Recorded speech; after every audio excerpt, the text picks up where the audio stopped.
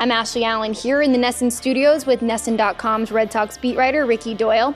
So, Ricky, today we're talking about the National League West. What is the biggest offseason move for the division this year? I like the Dodgers adding Jimmy Rollins and Howie Kendrick to the middle of their infield.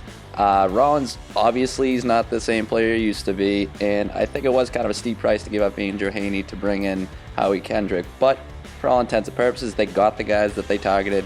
Going to bring them in. That should improve their infield defense substantially, which is going to be important this season because I think that the Dodgers' offense is going to be a little less dynamic than it was last year. You got to figure they lost Hanley Ramirez, and so there's going to be some, where they're going to make up that ground power-wise.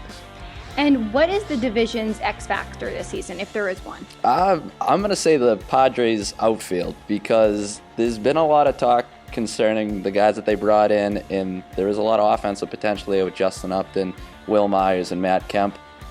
But it could turn into a little bit of a circus out there, especially considering how big the dimensions are at Petco Park. So I think how they adapt defensively is really going to determine how San Diego does this season. And your predictions, who do you think is going to win? I still like the Dodgers. I just think top to bottom they're the most talented team. So just they have the personnel to get it done, maybe win 90, 95 games in that range. And mainly it just goes back to their rotation. When you have Clayton Kershaw and Zach Greinke as your number one and your number two, I think you're in a pretty good spot going into the season.